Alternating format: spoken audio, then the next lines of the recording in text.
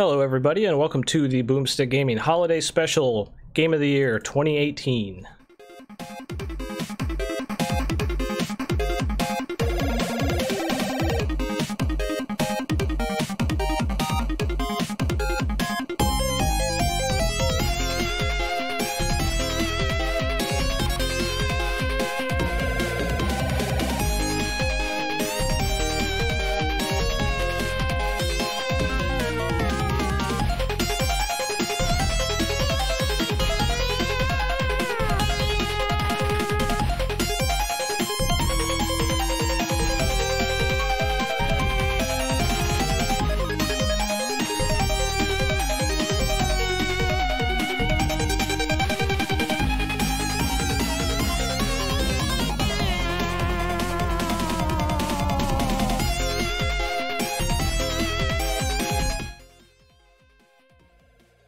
Alright, welcome everybody.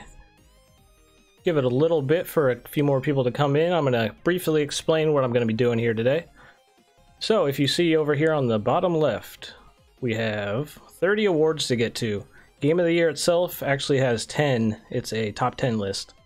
But, we're going to be going through a lot of side awards that I have laid out here. And what we're going to do, we're going to kick off the Game of the Year list at number 10, and then we're going to jump back and forth between side awards and slowly chip our way down to number 1 as we also get through the side awards.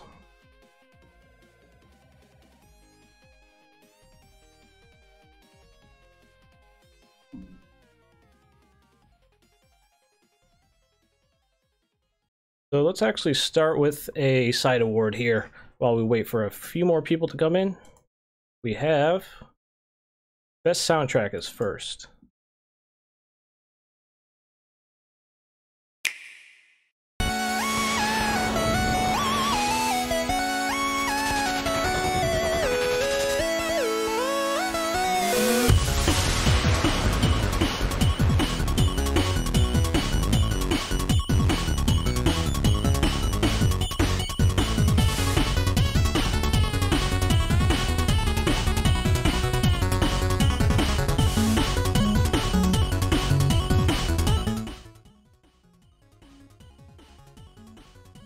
Hey, Void Range, what's up? Dewey Bear, what's up?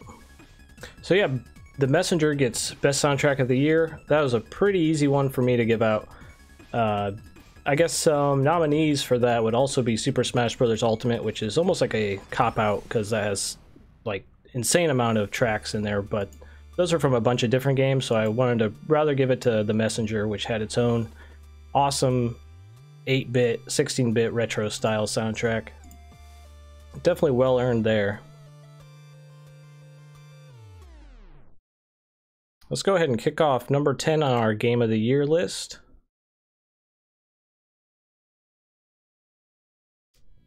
Number 10.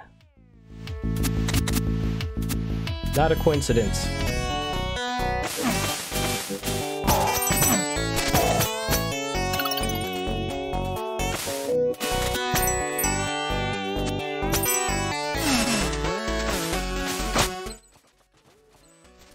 So yeah, the number 10 entry for the Game of the Year awards here goes to The Messenger. Awesome kind of combination of a traditional platformer and a Metroidvania. It kind of switches it up halfway through. I actually prefer the first half of the game, where it's more of a traditional Ninja Gaiden style platformer. But the second half's awesome as well. Killer music, pretty awesome bosses. One of the better, maybe the best controlling game of the whole year. Like, it's a joy just to play that game.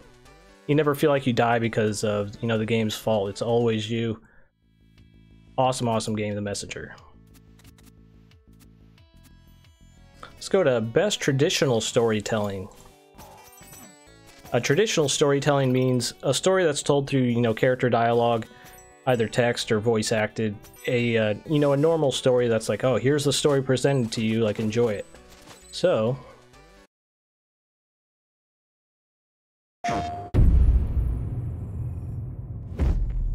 more and more androids show signs of deviancy.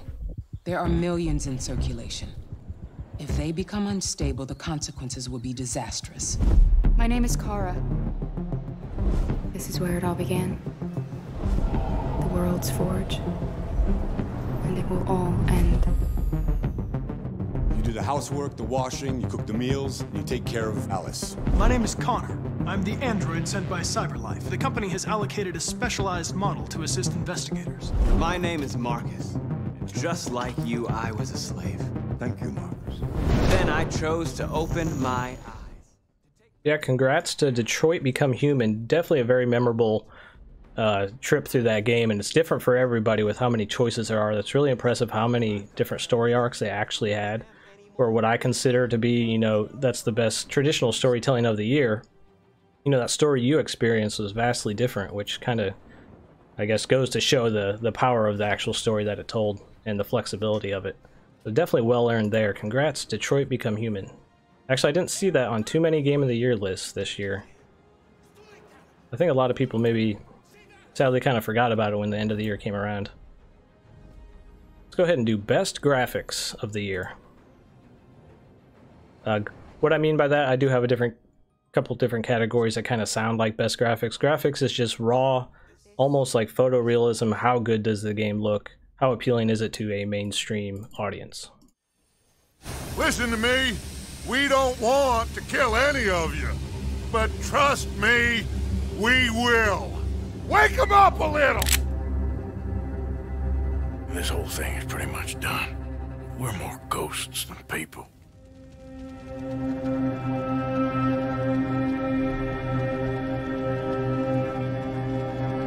You have got to keep faith.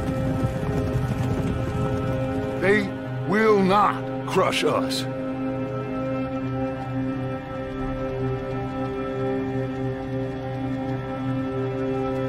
Good old Dutch.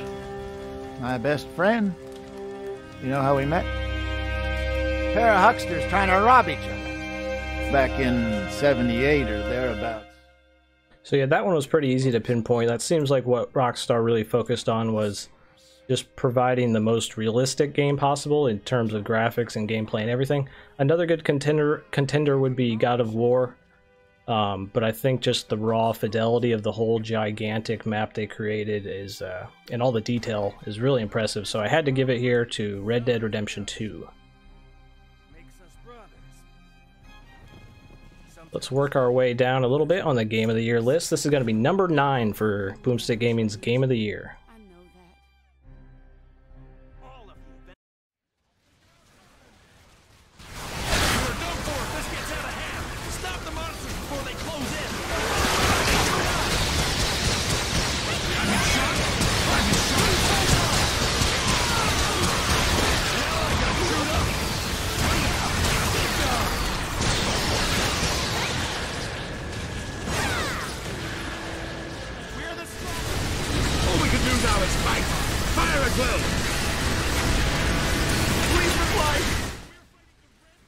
And number 9 goes to Earth Defense Force 5. Might be a surprise to a lot of people here, but I'm a guy who just loves the core gameplay of video games, and it's refreshing in 2018 for a game just to be flat out fun and not really be anything more than you know, just flat out fun and enjoyable. So I think Earth Defense Force 5 is something that we really need in gaming this year. Just, you know, flat out mindless fun, and that's okay. It doesn't have to, you know, impress you with the story or necessarily the graphics, but the core gameplay is just satisfying. Over 1,000 weapons to get, a very good core loop of upgrading your weapons you do get and finding new ones, trying them out. There's some goofy weapons in there for sure. And that kind of just goes to show the flexibility of just a fun video game. So yeah, number 9, Earth Defense Force 5. For a side award, let's jump down to Best Co-op.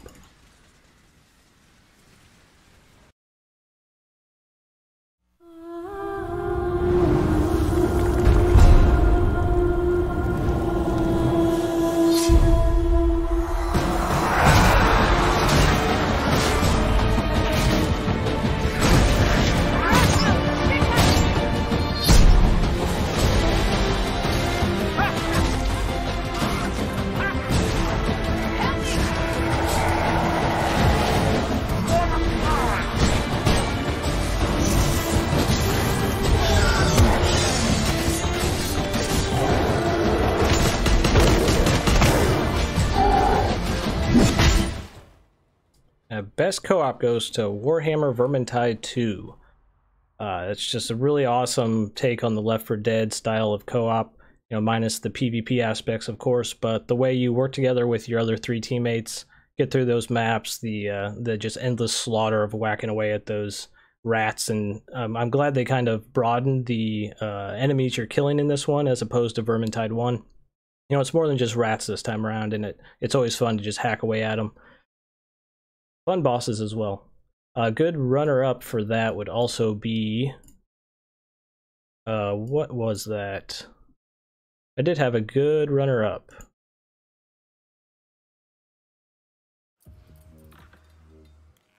This would be the runner-up here for sure. Stay the hell away from me, okay?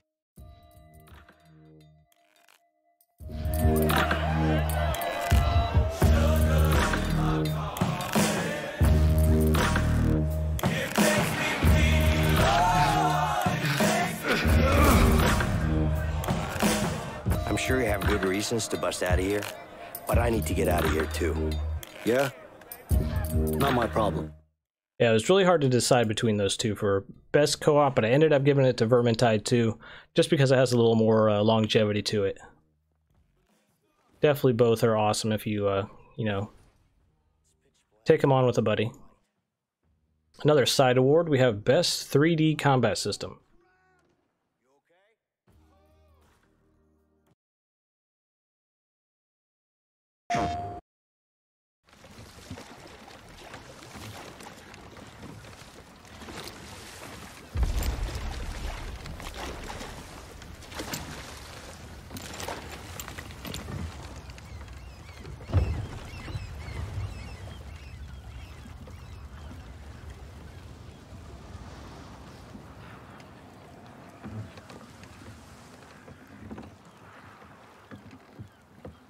Are you gonna do it? See if we can skip to some combat here.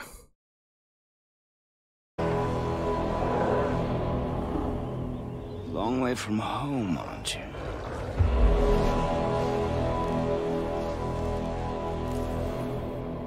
And here I thought your kind was supposed to be so enlightened, so much better. Here we go.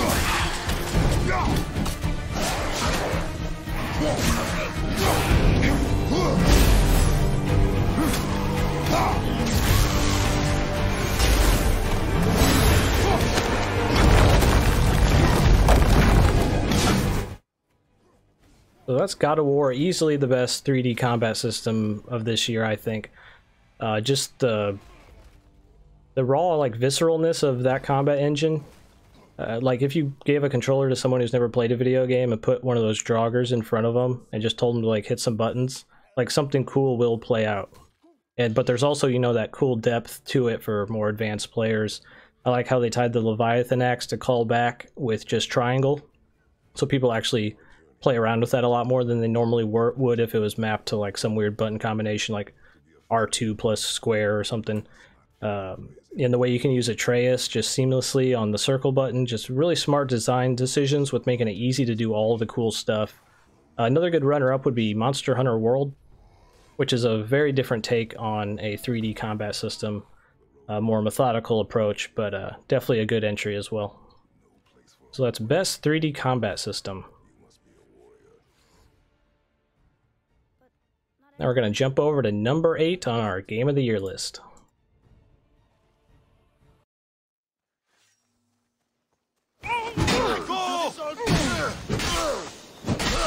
I'm going to kill you!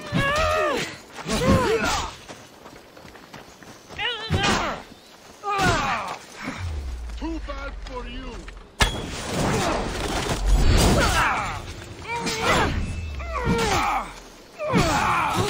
Do you even know what end of your weapon is? So yeah, Assassin's Creed Odyssey. Very impressed by that this year. And that's coming from someone who hasn't considered themselves a fan of Assassin's Creed since Assassin's Creed 2. So there was a lot of games I wasn't a fan of, and for this game to kind of bring me back into the mix was definitely impressive. I liked that it was pretty much just a gigantic open world action RPG. If you really wanted to just make it simple and break it down, it was a giant action RPG, which is why I probably like this game rather than a stealth around, you know, hide in the shadows assassination kind of game. I liked that it was more in your face, more about grinding up, getting better weapons, and the map was also incredibly impressive to explore. So yeah, Assassin's Creed Odyssey, number 8, favorite game of the year.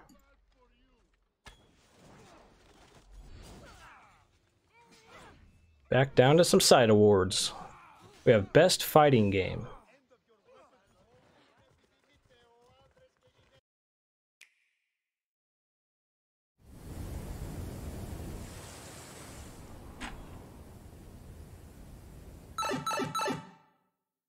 Yahoo!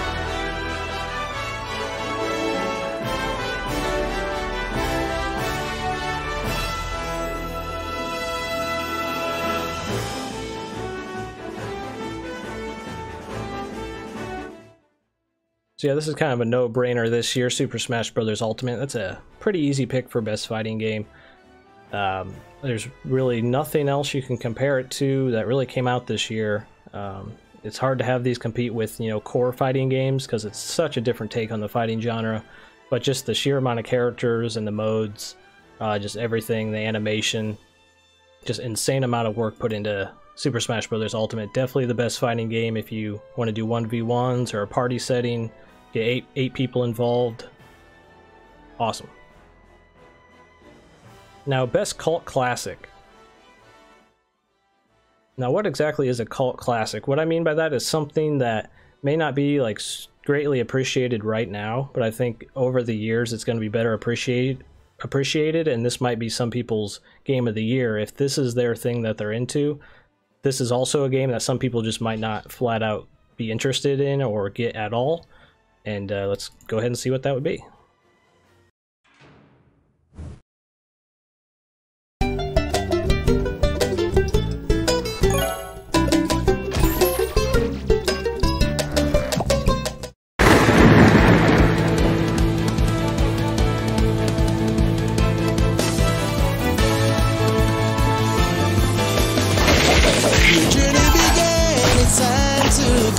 The power of change will help you grow and set you free. Only you can save tomorrow. Out in the darkness of the night. So, Monster Boy and the Cursed Kingdom, Best Cult Classic. And why I gave it to this is because this is a reimagining, if you will, of the classic Wonder Boy games, which came out on like the Genesis and the TurboGrafx. They couldn't actually get the rights to make a proper reboot of that, so they actually just pretty much made it exactly like those kind of games, but named it slightly different. Monster Boy and the Cursed Kingdom instead of Wonder Boy and Monster Land. So you see what they did there. Or like if you're a fan of those games, this could be like your favorite game of the year. And like I said before, some people, this may not be for everybody, but definitely what's on display here for a platformer. It's almost like a platformer RPG in a way. There's a lot of gear and abilities you get. Definitely an awesome platformer, for sure. Now let's go down to Best Idea. Now that's a pretty broad category. That could mean like a interesting gameplay mechanic, interesting story idea. Pretty much just the best idea that someone had working at whatever game company they work at. Rated M for mature. You've traveled so far, and your journey ends in this wretched place. But at least we are together at the end of the world. I wish you could rest, my love. But you must raise your weapons a final time.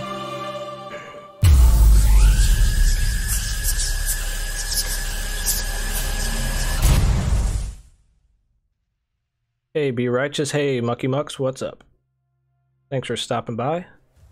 So yeah, best idea. I'm actually going to give it to the leveling down, strategic leveling down mechanic in Sinner Sacrifice for Redemption.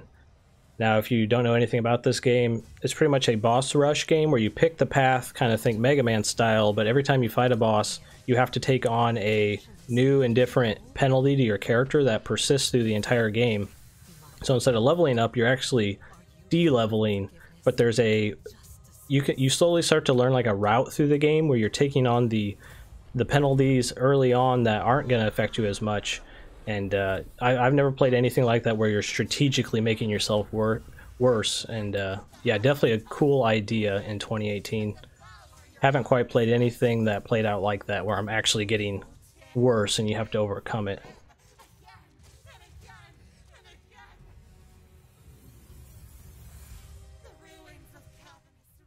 So now number 7 on the overall game of the year.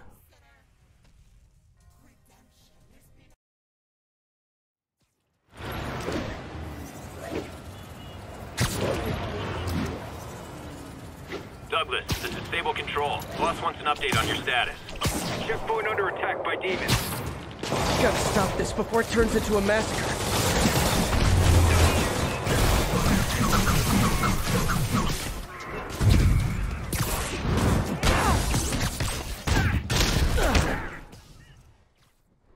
And number 7 goes to Spider-Man. Definitely an awesome open world game. Kind of a by the books open world game, but man, did they polish that core concept that the industry's been working on for the last 10 years. They really kind of perfected that and delivered probably the best Spider-Man you could do until, you know, the foreseeable sequel. Fun game to play, fun game to navigate, smooth combat system. There's actually a lot of cool little depth to that combat system, which someone like me, I appreciate. I like those little nuances in battle. Yeah, congrats to Spider-Man at number 7. Douglas, this is Stable Control. Boss wants an update on your status. Checkpoint under attack by demons. Gotta stop this before it turns into a So the next side award, we have Best Art Direction, which I guess it kind of speaks for itself. I think you'll know exactly what I mean when you see who wins here.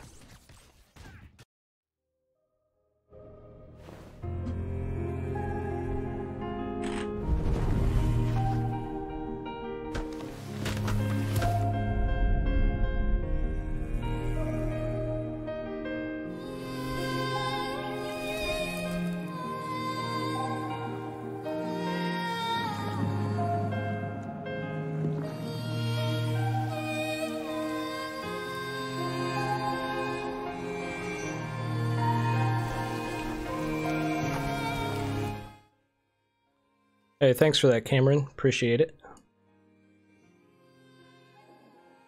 I'm not super worried about the live numbers because my whole goal with this was kind of do a live editing, if you will, for this to be a archived video tomorrow. Almost like I'm making a episode live, more so than, you know, necessarily putting on a show. I thought it'd be cool to kind of make a video in real time.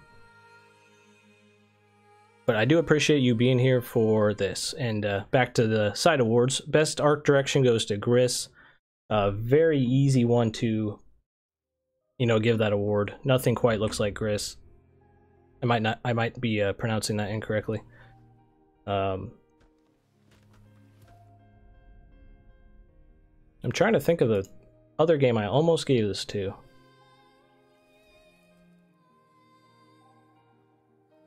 Oh, Monster Boy and the Cursed Kingdom. I also like the art direction in that.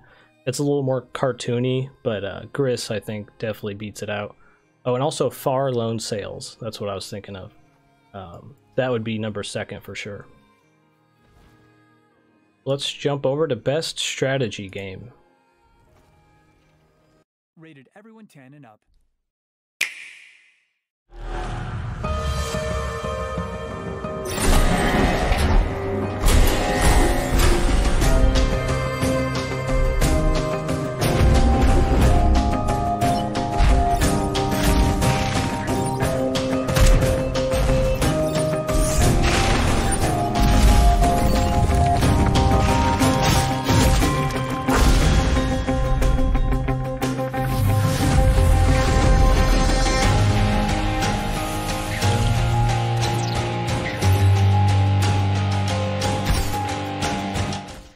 Yeah, Best Strategy Game goes to Into the Breach. Now, why that's so important is because I'm a person who doesn't traditionally like strategy games. I like turn-based tactics games like Final Fantasy Tactics, stuff like that. I don't like RTS games too much. I don't like anything where you're managing multiple units. but Into the Breach was able to overcome me not naturally liking strategy games, and actually was an awesome game. The way you could combo the enemies and use them against themselves, like knock them into each other, block the holes that they emerge from, really made you feel like, I'll quote my own review, like a tactical mastermind. Yeah, definitely an awesome strategy game. It's easy to pick up and play too. The matches themselves are short. It's also a roguelite, so keep that in mind. When you die, you do die for good. So yeah, congrats to Into the Breach, best strategy game. Back to the Game of the Year list. Let's see what gets number 6.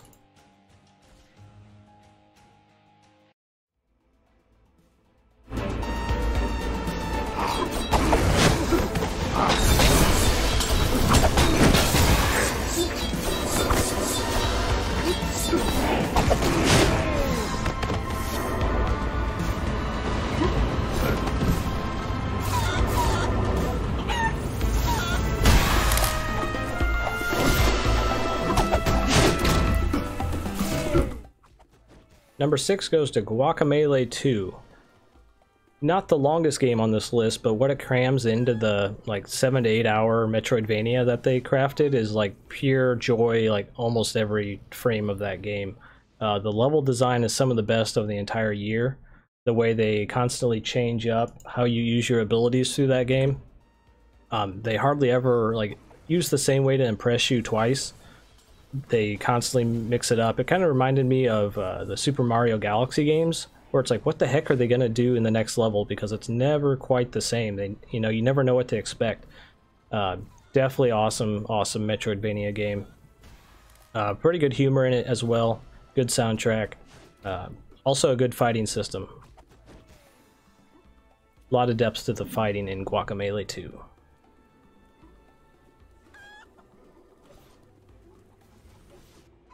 Back to the side awards, we have Best Economy. Now, what does that mean?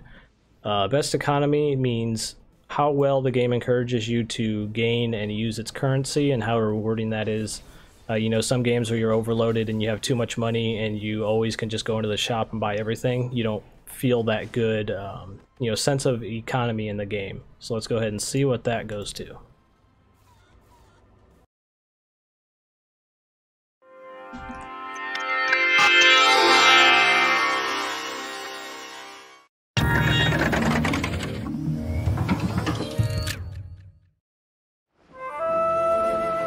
Those days, Will used to have a melancholic gaze. Attending customers during the day and working the dungeons during the night was not an easy life.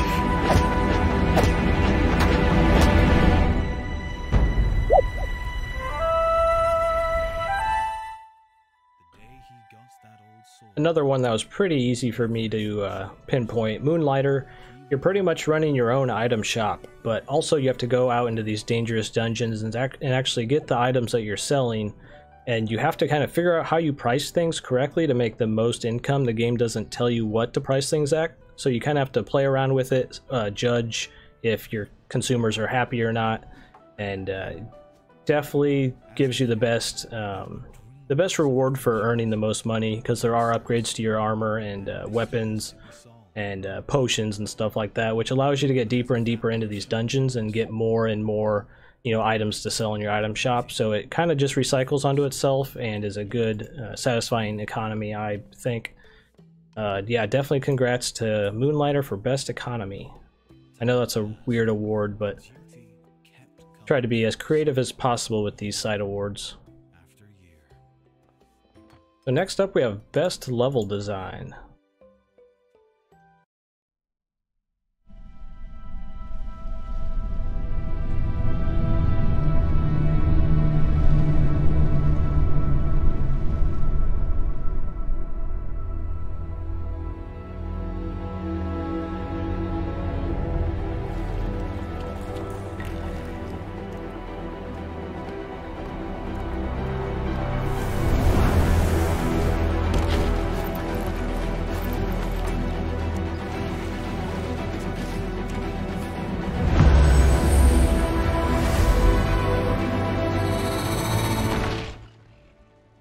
So big congrats to Ashen there, because I think level design is one of the most important aspects to gaming, other than, you know, the core gameplay itself. And the verticality they use to encourage you to explore this world, and not only encouraging you with like items to find, but actual like stat increases to your health and stamina. Like, I couldn't think of a better incentive than that, where your character's actually getting better by how thoroughly you're exploring these, you know, obviously Souls-inspired areas. Definitely a step above all the other games in terms of level design this year. It was very open, which is what I appreciated about it. It kind of lets you go around and climb on everything and get into weird little nooks and crannies, and it often almost always rewarded you for doing so.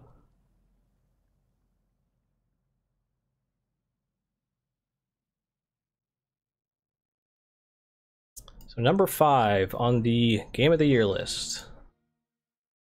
Let's see.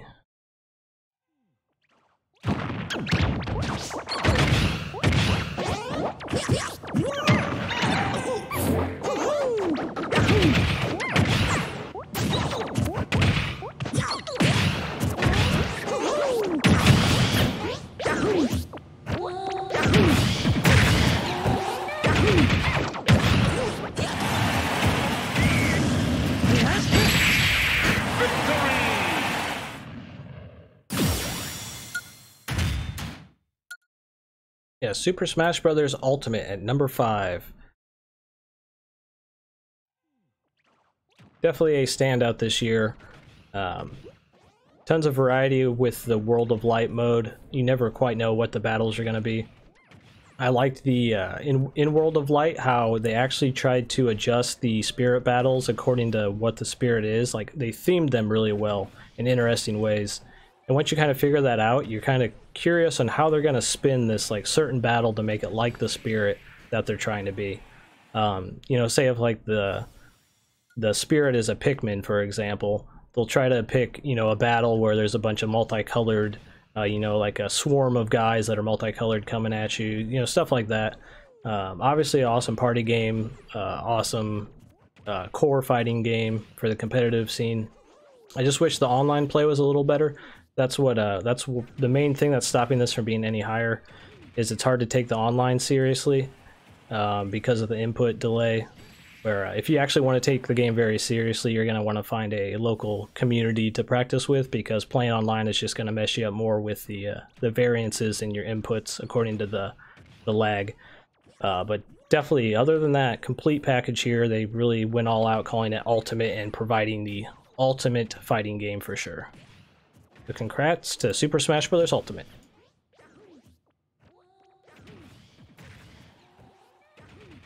Best overall presentation. Now, what I mean by presentation is just the general quality of kind of all aspects of the game. That's not only the look, but the style, the menus, the inventory screen, just a little bit of everything.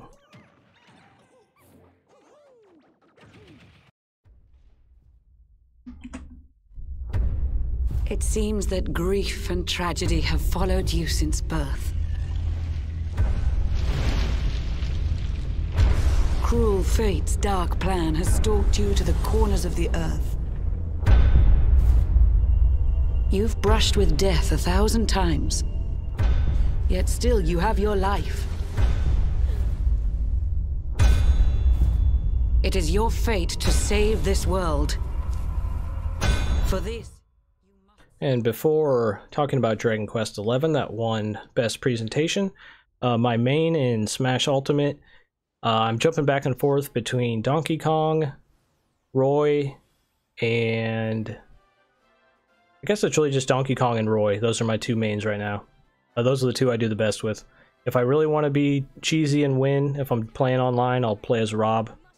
Very good with Rob, even though I don't want to be. He's kind of boring to play. But yeah, best presentation goes to Dragon Quest XI.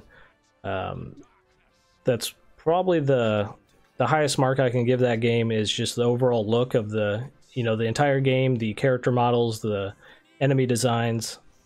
Very distinct look to Dragon Quest XI. Not the perfect RPG, but in the presentation category, I can't think of anything more flawless than how this game looks. just overall in every aspect. I don't think you can find any part of that game that really looks like gross, really, or ugly. So yeah, congrats to Dragon Quest XI, Echoes of an Elusive Age. Next we have Best 2D Combat System.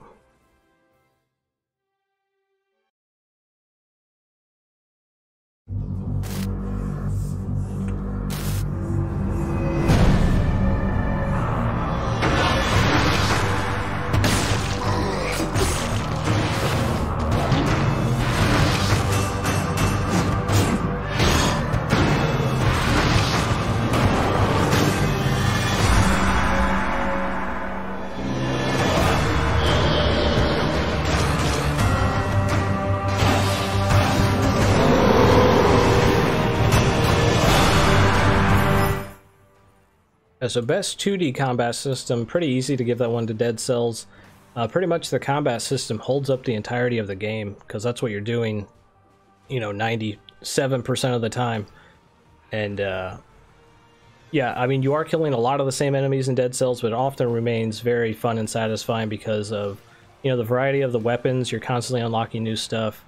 I really appreciate how your abilities don't have like long recharges on them, so you can like throw them out. A lot of games like this, I feel like they kind of restrict your cool stuff to where, you know, you can only use it once a minute. But in Dead Cells, it's like, you know, every 5 seconds you can throw out that ice grenade, and that really helps to make it a very overall, you know, very fun combat system in Dead Cells.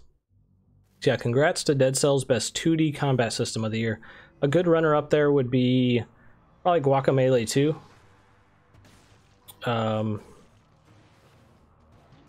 The Messenger had a good combat system, but I wouldn't say it was very deep. It was satisfying, but not very deep.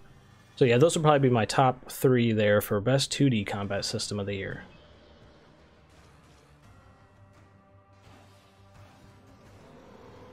Let's see what number 4 is on the Game of the Year list. Getting through these pretty quick.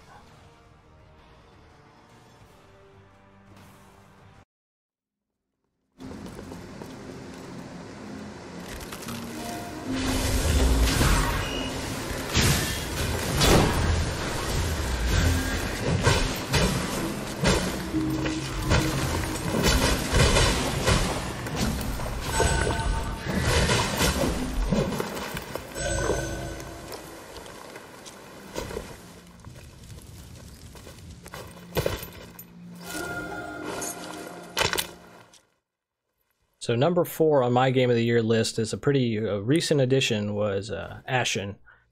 I just got done playing it just a few weeks ago, and man, that game impressed me a lot. I am slightly biased to games like this, but since this is my, you know, Game of the Year list, I can do that. That's not how I review games, but when it's a list for myself, then for sure. I love, you know, Souls-like games. This is definitely one. It's like if you mix Souls and Breath of the Wild. I avoided making all these comparisons in my review for a reason, because now I can just openly, you know, sound like a Yahoo. And yeah, it's like Dark Souls meets Breath of the Wild, and I deeply love both of those games. So this was like a match made in heaven for somebody like me. I already talked about the level design that really propels this whole game to like a whole nother level. Some of the best levels design I've ever seen in any 3D game, with its use of verticality. So congrats, number 4 on my Game of the Year list, to Ashen.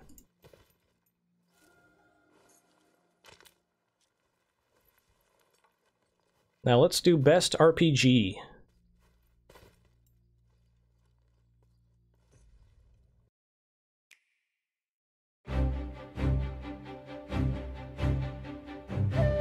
Welcome to the world of Octopath Traveler. Today we'll highlight some fascinating ways in which you'll play out your many grand adventures here. We begin with our 8 travelers. You may embark on any of their journeys, each starting in a different land with a different goal and means of achieving it. So best RPG, pretty easy for me to give that to Octopath Traveler. Just what an awesome way to recreate those old JRPGs, you know, from the 1632-bit era, and kind of put a unique spin on it with not only its art style, but kind of combining a lot of elements from a lot of different games in terms of the battle system. You know, I had a little bit of Persona in there, a little bit of Bravely Default in there, you know, a couple other... I actually was going to do a video on like all the different elements from all these different turn-based combat systems on Octopath Traveler, but I ended up not making it, but that would have been a cool thing to do because that combat system's definitely very, very well made. So yeah, best RPG, Octopath Traveler. I wanted to, at the start of this year, I would have wanted to say Dragon Quest XI, but Dragon Quest XI ended up letting me down a little bit this year with just being flat out way too easy. Another you know, nominee would be Ni no Kuni 2, which was even easier than Dragon Quest XI and just kind of made the whole experience kind of feel kind of meh, since it was a walk in the park. So yeah, congrats to Octopath Traveler for Best RPG. Now, Best Humor. Character-based abilities that will serve you on the battlefield.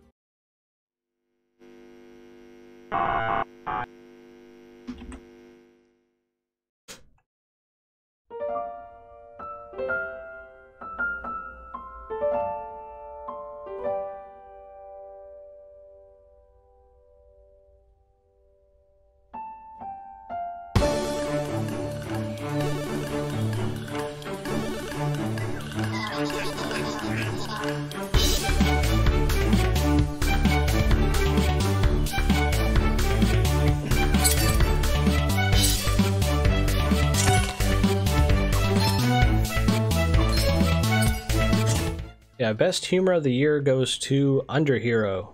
That was also a pretty easy one for me to pinpoint because it's one of those games that's going out of its way to be funny. Tons of breaking the fourth wall stuff. If you're a fan of, you know, Earthbound, humor like that, definitely nails that pretty well. Very fun game, very funny game, and I think the humor is the best element of Underhero. So congrats to Best Humor to the game Underhero. If you haven't heard about it, look it up. Now, Best Surprise. What does that mean? That could mean a lot of things. Just that's like gameplay element or story beat or, you know, industry trend, anything that was a surprise, because, you know, I've been following this industry for a couple decades now, and it's hard to find something that actually like surprises me. So that's what this award is going to be.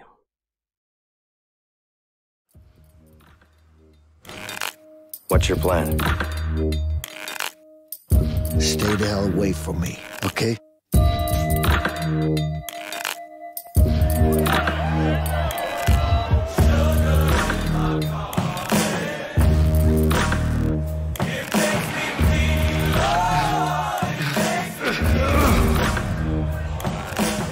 I'm sure you have good reasons to bust out of here, but I need to get out of here too. Yeah? Yeah, before commenting on this, I wanted to get back with Oasis real quick. Yeah, I mentioned no Celeste so far, very surprised. Yeah, actually I did beat Celeste. I enjoyed the game. I didn't love the game. So, yeah, sadly don't expect Celeste on any list, but I did enjoy it, did not love it. But yeah, best surprise is the, I'm not going to spoil it, but the finale of A Way Out was something I definitely didn't expect. Very cool way to twist the whole game on you. So yeah, I really don't want to talk about that too much, but best surprise of the year, finale section, A Way Out. Congrats. Now, best online game. That could be just general online. It doesn't have to be necessarily competitive. Just a game where you go and you play with other players in some capacity.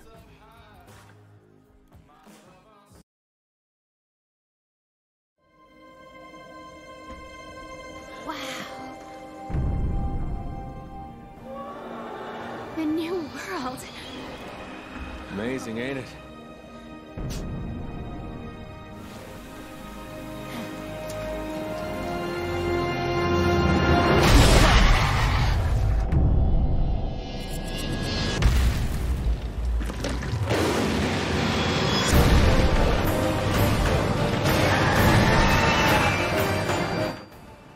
So best online game goes to Monster Hunter World. A very easy one for me to pinpoint. Definitely the most time I spent online in any game this year. Yeah, just tackling these hunts together with friends. Yeah, if it's, you know, playing with randoms, it's fun. If it's playing with best friends, it's fun. Just either way you're doing it. Very good online experience. Definitely a good loot and gear grind for sure with some buddies. Very positive community. Everyone I met in that game is very nice and friendly, and you know, they joke around with the little emojis and stuff in the game, and just a good chill, you know, happy audience. And that's a place where I want to spend my time online for sure. So congrats to Monster Hunter World for best online game.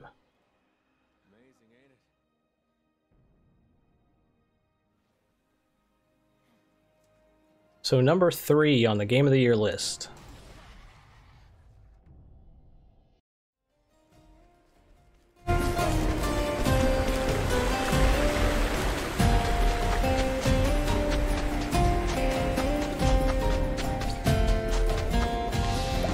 I appreciate it. Really?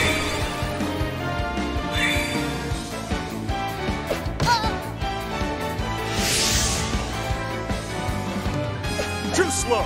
No. Dead by 1,000 cuts. All right, thanks for that question, Ford. What game am I most excited for next year? Sekiro: Shadows Die Twice. Easy answer. So number 3 on my Game of the Year list goes to Octopath Traveler. I love turn-based RPGs, just love them, and this battle system here really, you know, helped make up for some of the shortcomings with some of the town elements. Were kind of hit and miss with how you interact with the townspeople using different characters. But the combat system, man, that combat system is one of the best turn-based systems. The bosses are very well designed, and the game actually has a ingenious way it scales, where you can take all kinds of different paths through the game, but the bosses at the end of each of the different character chapters are always like equally hard for where you're at. Like, I never felt like I steamrolled a single boss in that whole game, and they always felt appropriately challenging, even though I'm kind of creating my own path through the game. And that is, I don't know how they pulled that off as well as they did. I've never seen that kind of boss scaling done that well. So yeah, definitely congrats to Octopath Traveler at number 3.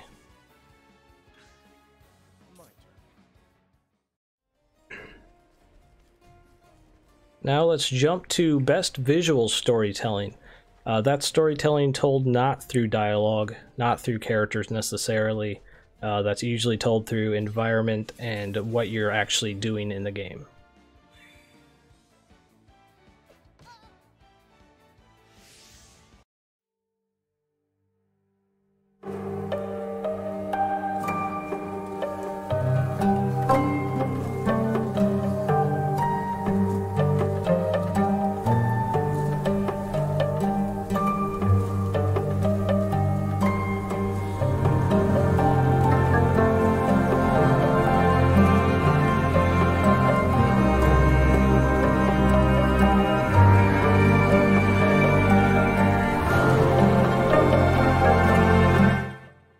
So best visual storytelling goes to Far Lone Sails, where that game doesn't say a word to you, but the impact of that whole game, once you actually, you know, get to the finale of it, it all just kind of retroactively, every single action you took is that much more impactful. And it's all just told through the visuals and what you're physically doing to get this weird land ship that you're, you know, piloting and searching for fuel and repairing. Just all that much more worthwhile. So definitely awesome use of visual storytelling to Far Lone Sails. It's one of the most memorable games I played this year, but one of the most simplistic in terms of, you know, overall gameplay, but that's why it's so impressive that it stuck with me here. So yeah, congrats to Far Lone Sails for sure. Now, best action game.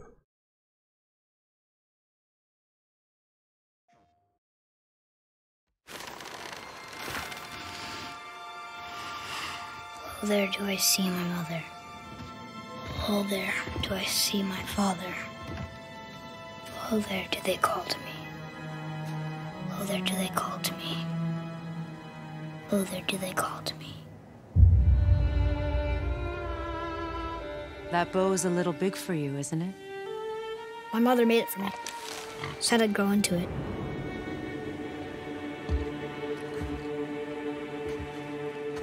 Find your way home.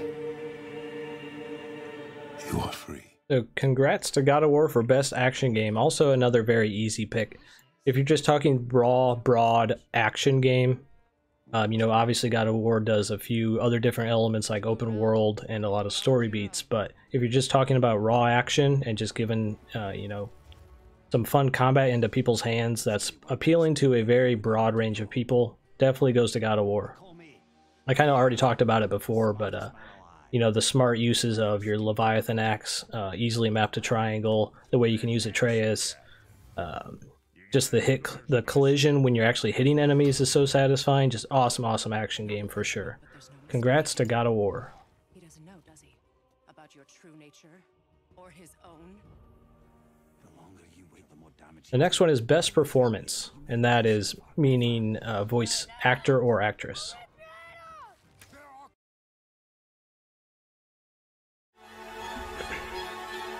The choices we make, no matter how small, can put us on a path to greatness or lead us down a road to ruin. The choice to define your own path, to be who you want to be.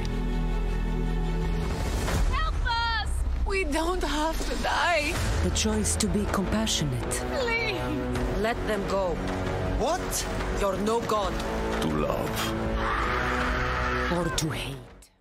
Yeah, best performance. I'm not sure who the voice actress, what her name actually is, but Cassandra from Assassin's Creed Odyssey. I really like the choice they picked for that because she sounded, you know, interesting for it. She wasn't just a normal sounding female lead character. I like how she had a kind of exotic tone to her voice, which made her much more interesting to play than the other character, in my opinion. Definitely a good performance, and for how much dialogue's actually in that game, you know, the quality of how much dialogue and how often it was delivered, definitely impressive. So congrats to Assassin's Creed Odyssey for best single performance. Next up we have best beat 'em up.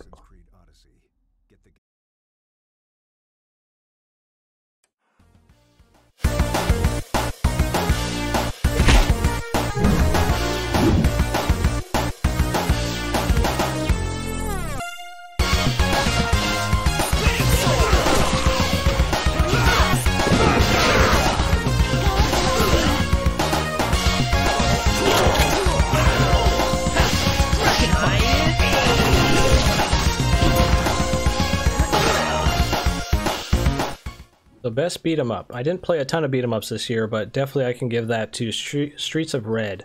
Awesome game to play either by yourself or with some buddies. And it's a perfect game to just pick up for cheap because they didn't ask much even when it first came out. It might be cheaper now. Awesome game to just pick up for cheap and just play with some friends. It has some roguelite elements actually in it, and the routes through the game dynamically change. I found some cool little depths to the combat system that you wouldn't expect actually. Some ways you could like infinitely attack by using the dodge system correctly, which really made me appreciate it. And I'm fairly positive they put that hidden depth in there on purpose. It wasn't like an exploit. So yeah, best beat 'em up goes to Streets of Red. Now best expansion.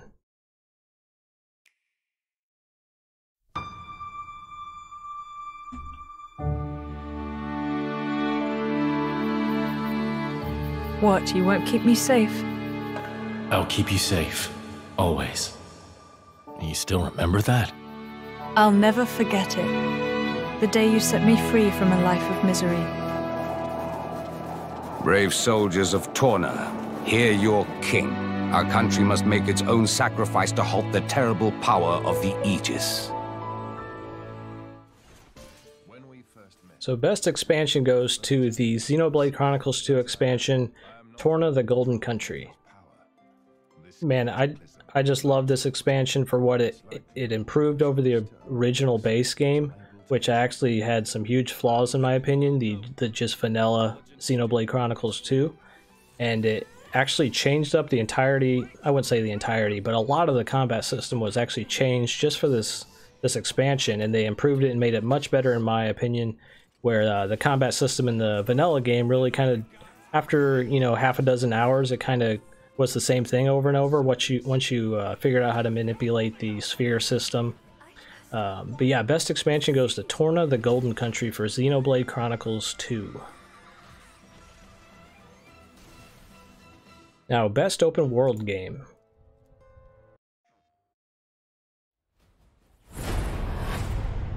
You're Spider-Man. Look, next time, leave the fighting to the pros. Okay, but what if there aren't any around? Good one. New York! Now you've been summoned for a special occasion. I'm the one who kept order in this city! Apparently the show's not over. Is there anyone left in New York who doesn't want me dead? A thin line between living and dying. I'm on the edge and I might just die. So congrats to Marvel's Spider-Man for best open world game. This was a close one for me between Assassin's Creed Odyssey, and you might be wondering where Red Dead Redemption 2 might be. You know, that's also a close second for me, but you have to realize, as someone who is a gameplay focused guy, I didn't find Red Dead to be actively that fun to play, so that's why you see it here on the sidelines. I'm not easily impressed by graphics, which is the element that Red Dead has going for it, and that's why I enjoyed Marvel's Spider-Man the most this year, because it was more focused on just gameplay. The gameplay was actively enjoyable. From the swinging to the actual combat, it was never like clunky and like, oh man, this is a chore to get through. It was well paced. There was not a whole lot of time where you were just kind of traveling or bored. So yeah, best open world game. Yeah, like I said, it was close between this and Assassin's Creed and also Red Dead. But yeah, I think I easily have to give it to Spider-Man this year.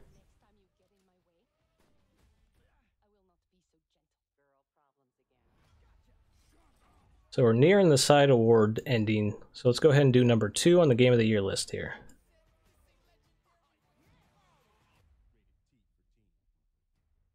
Alright, so number 2, Game of the Year.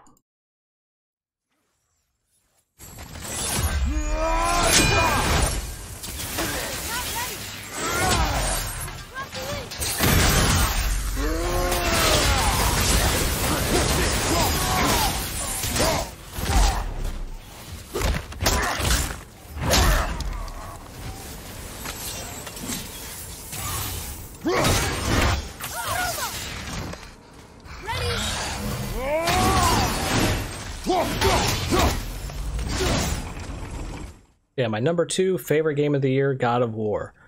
Man, what an amazing game this was.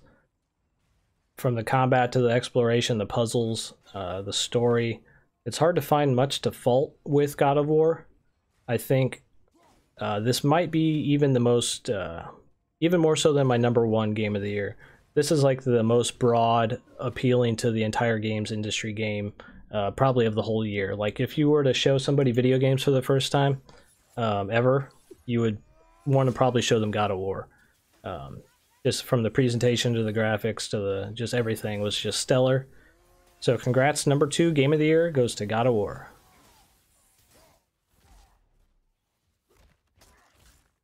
So we're going to finish up our side awards here before jumping to number 1.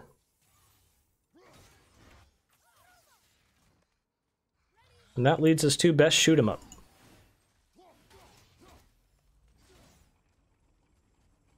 Shoot 'em up, if you don't know what that is, it's a usually like a side-scrolling game where you're usually a ship, hitting enemies coming at you, dodging bullets. Also could be called a bullet hell. The best shoot 'em up.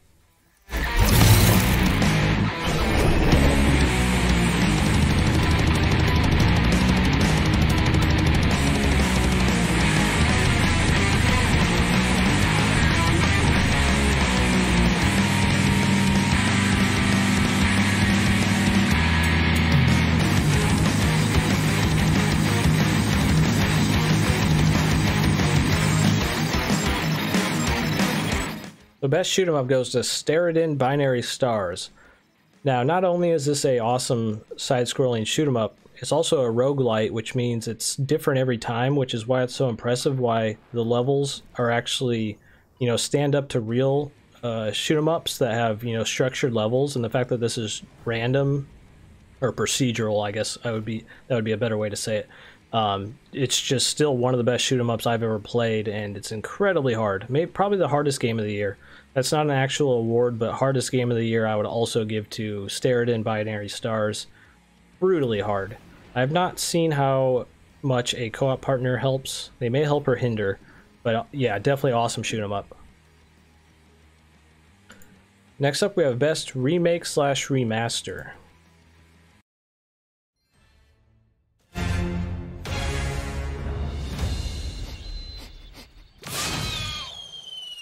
I think I smell a barbecue.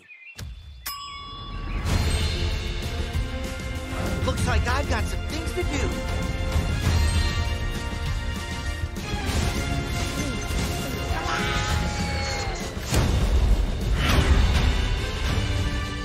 Hold your horns.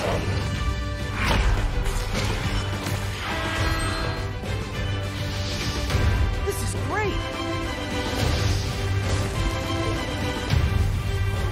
So yeah, Best Remake / Remaster goes to Spyro Reignited Trilogy. A very easy one to pick because I think this is one of the best. I don't know, how would you call this a remaster? It's so much of a remaster that it's almost in the territories of full-on remake. But this like elevates the bar for everybody now. Just this game looks insane for being a old game touched up, you know, to a ludicrous degree. The gameplay still holds up today, which is very impressive. It's still a very fun, all three games are fun to play now. So yeah, congrats to Best Remake / Remaster to Spyro Reignited Trilogy.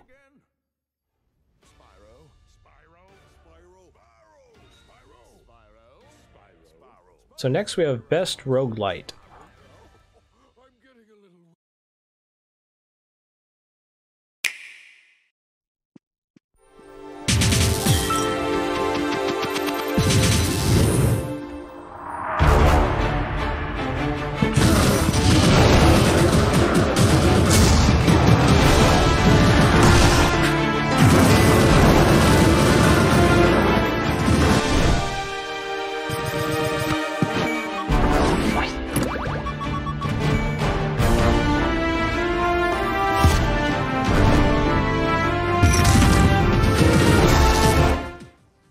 So yeah, Best Roguelite. This was a hard one between Wizard of Legend and Dead Cells, actually.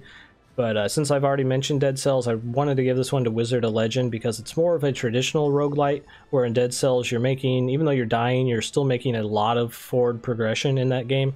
Where in Wizard of Legend, it's much more, your actual skill is getting you through the game rather than you constantly, you know, improving your character, unlocking new abilities. Where you could beat this game easily on your first try if you were good enough. And that's why I had to give it to Wizard of Legend. Also, it's very good in co-op, which is something I felt Dead Cells, you know, lacked. Where this is probably one of the best co-op roguelites I've ever played, for sure. It even has a PvP mode in it where you can face your partner, and that's actually more fun than you would think. So yeah, Best Roguelite of the Year, Wizard of Legend, followed by Dead Cells as a close second. Now we have Best Platformer. And I'm starting to lose my voice, so I'm trying to drink as much water as possible.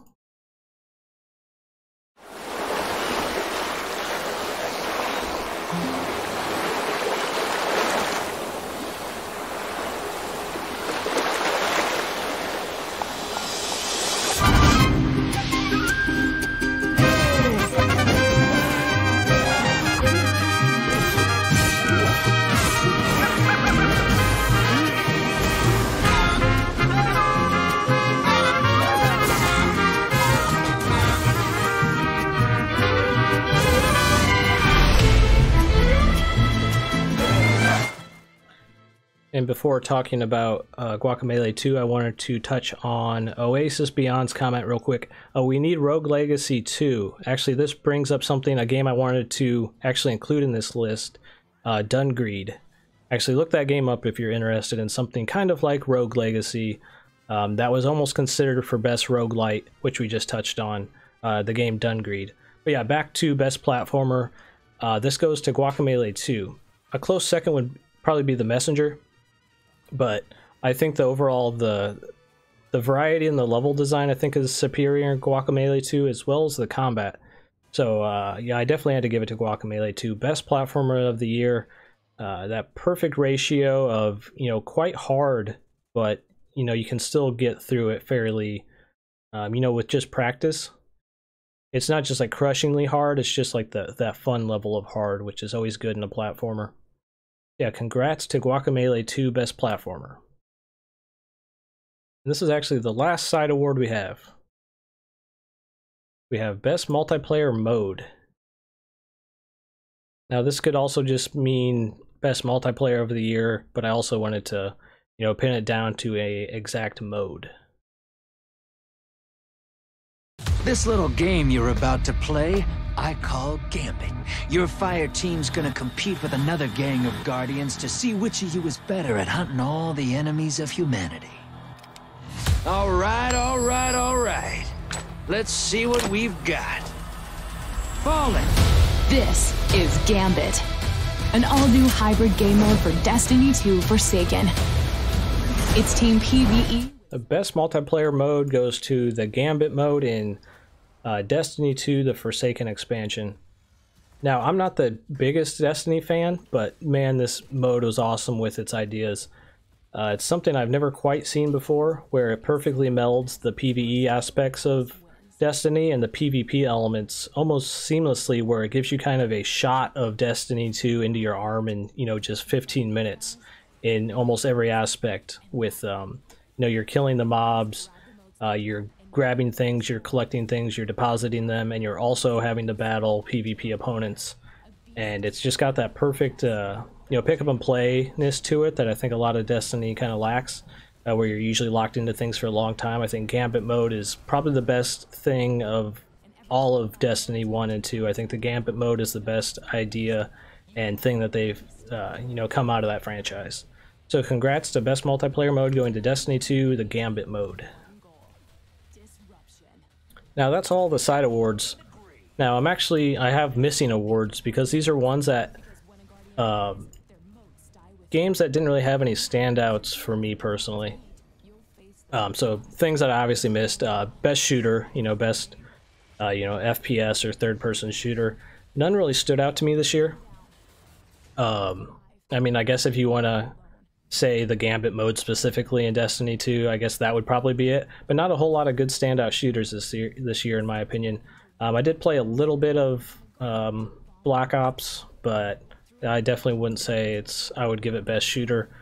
But yeah, that's one I just couldn't pinpoint, which is sad because I love shooter games, and I'm kind of bummed that we had kind of a lacking year on that front. Also, best racing game. Actually, I didn't really even play any racing games, I don't think, this year. I played a little bit of Onrush, and that game's kind of hit and miss. This one's probably easy to say Forza Horizon 4, but like I said, I didn't actually play that. And I kind of got burnt out on Forza Horizon in general, with its general lack of difficulty and just kind of letting you like no, do your own thing, just have fun, and like use whatever car and make it as hard or as easy as you want. I don't like that. I like being presented with a very specific challenge, and I felt like that was kind of lacking in Forza Horizon. But that is probably the racing game of the year. I'm actually going to change up what's playing here in the background while we talk about what I missed. Also, best sports game. I don't usually play sports games. You know, I do like games like the Skate series, where there haven't been any, there's some early access Skate games that came out recently. But yeah, I couldn't pinpoint a good sports game this year that I played. Also, best VR game. Don't have VR anymore, so I played 0 VR games this year, but that's another obvious award that I missed. I just wanted to point these out that I am aware I'm lacking those, but it's just because I didn't have any standouts this year. So that's all the awards I have, except for the big numero uno here on the Game of the Year. So before getting to number 1, let me see what everybody's saying here.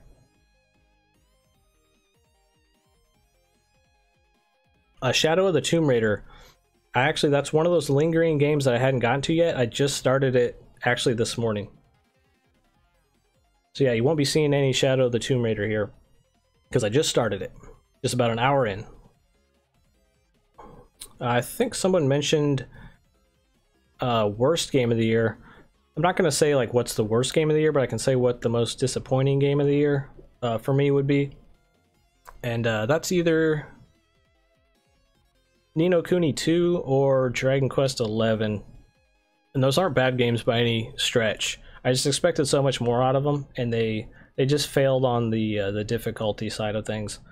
Where in an RPG, more so than even many other games, you really have to nail that satisfying difficulty where you actually want to level up, equip the new stuff, get better.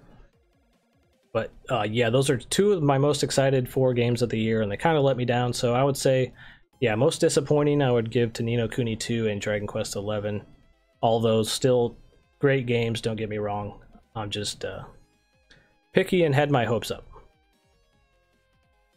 So number one, let's go ahead and get this over with. Number one, my favorite game of the year. This is just all my personal bias. And the game that I had the most fun with, spent the most time with. Let's get to it.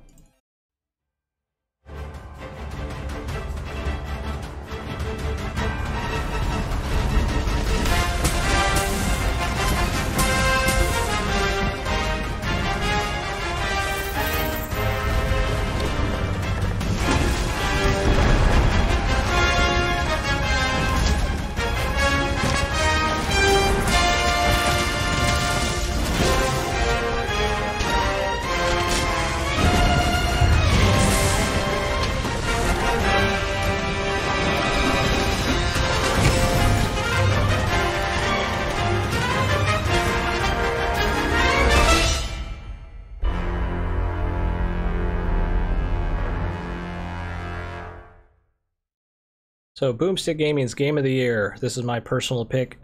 Easily goes to Monster Hunter World for me. Man, I love that game. That's just the perfect way to soft reboot a franchise and really up the production values to a point where all of a sudden we're presented with Monster Hunter finally being huge in the West, where it was always kind of a niche franchise because they kind of used the same archaic engine for quite a long time, and this is just that perfect way that they ramped everything up to 11 in Monster Hunter World. And not only that, it came out, you know, it's a full price $60 game, but it didn't really grub for your money. It didn't really ask for anything, and it had a lot more content than many of those like games as service games that come out and, you know, charge you hundreds of dollars for expansions and stuff. Monster Hunter World just came out and blew them all out of the water in terms of content, and that's not even including all the things they've added post-release for complete free.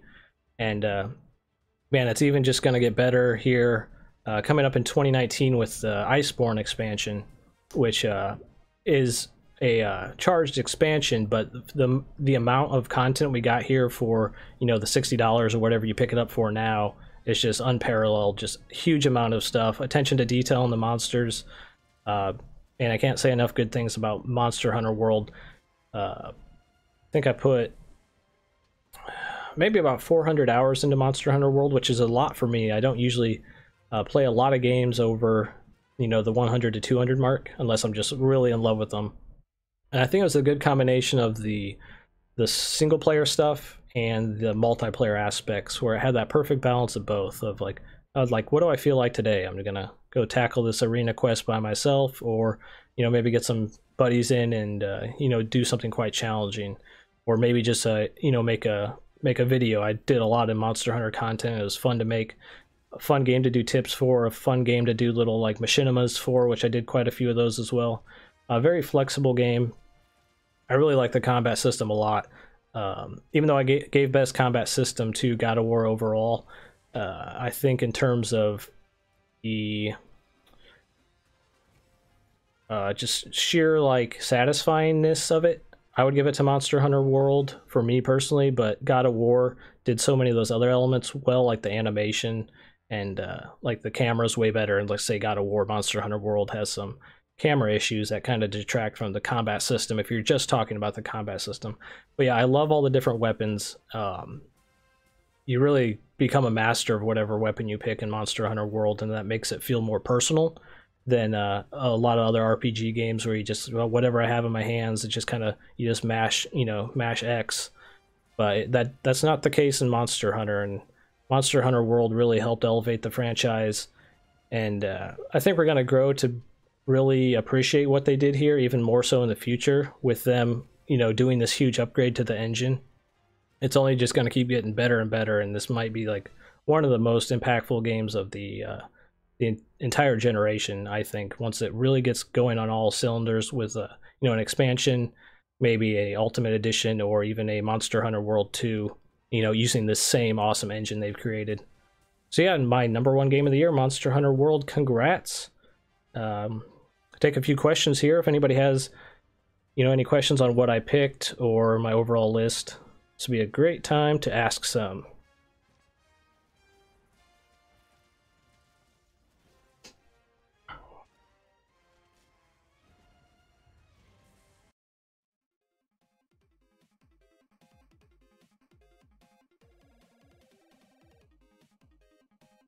Oh, and Monster Hunter World's on sale on Steam right now.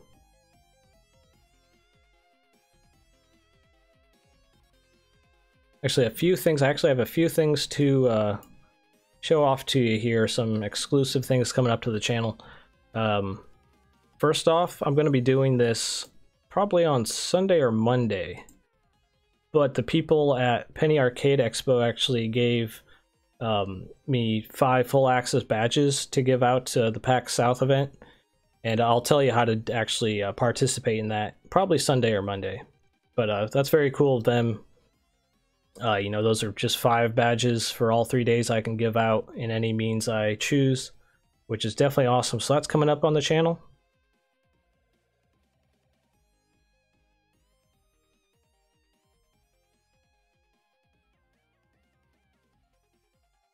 You enjoyed Horizon Zero Dawn. Would I enjoy Monster Hunter World? Now, although you could probably make some visual comparisons in terms of gameplay and overall progression, and almost every element is completely different. So it's hard to go from saying you like Horizon, oh, you'll like Monster Hunter. They're vastly different. But you could play you know, the light bow gun in Monster Hunter World, and that plays kind of like Horizon Zero Dawn. You're laying down little traps for the monsters. You're fighting at ranged primarily. So yeah, look up a video on the light bow gun in Monster Hunter World and see if that looks appealing to you. What games am I playing other than Shadow of the Tomb Raider? I'm still chipping away at the hard mode of World of Light and Super Smash Bros. Ultimate. Man, what else am I playing? Oh, Earth Defense Force 5. Still grinding away at that. Very fun game to play. I got a couple people I'm playing with in co-op. I'm also doing another playthrough of Monster Boy in the Cursed Kingdom. I think that's all I'm playing right now. I've also been messing around with Skater XL, which is... I used to be a skateboarder, and that's a early access skateboard, almost like a tech demo. I wouldn't suggest it right now in its current state for what they're asking. It is more of a tech demo, but I'm also been playing around with that. Fun game to mess around in. But yeah, that's what I'm playing. I have one more kind of exclusive thing. Now, I'm not sure if this is live or not. I mean, it's live in terms of you can go to the site, which is linked in the description of this, and pick these up, but they're not showing up yet underneath the YouTube video, I don't believe. That should be live here in like a day. But I designed 2 new shirts, which also have there's a ladies equivalent and also a hoodie equivalent, rather than just these standard tees. So that's another thing added to the channel. I also have a Discord channel that's just for members who help support the channel. There's the Boomstick Gaming Discord, which I just recently started. If you want to kind of, you know, hang out, play some games, talk about some games. You grow in a little community there. But like I said, if you are interested in becoming a member, that is hitting the join button underneath this video will give you access to that, which also gives you access to game giveaways. Like the next game I'm giving up is actually the game below. So if you want to be, eligible into getting, I usually do a couple a month. Yeah, that's just for members. So any more lingering questions before I wrap this up?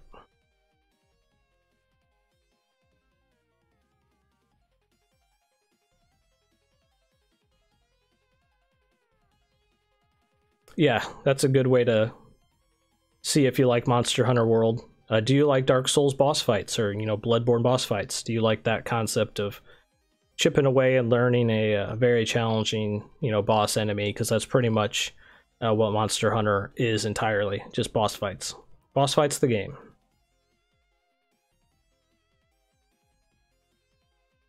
Yeah, games coming up next year. Yeah, definitely Sekiro, Shadows Die Twice, very excited for. That's probably my most excited for.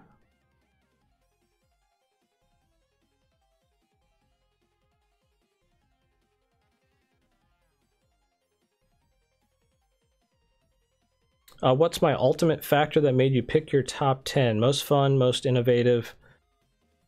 That's a hard one to pinpoint. I go by just, there's like this tangible thing, like when I play games where like I can feel how much I enjoyed them overall, which is a combination of a lot of those things you mentioned, but also just general how much fun I had, and how enjoyable the core loop of the game was and the gameplay, and how much I don't play games a lot for story. Story can help, the gaming experience, but I don't play games for story. I play games for gameplay.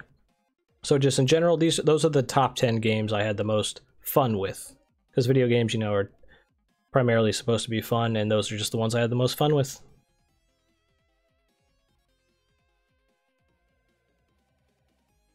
So yeah, I'm not seeing too many more questions, so I'm actually gonna wrap this up here, guys. This has been my holiday special, my first ever holiday special. Let me know how it turned out. It was kind of challenging pre-planning something like this. I've never done a live show quite like this before. And thanks for watching, everybody.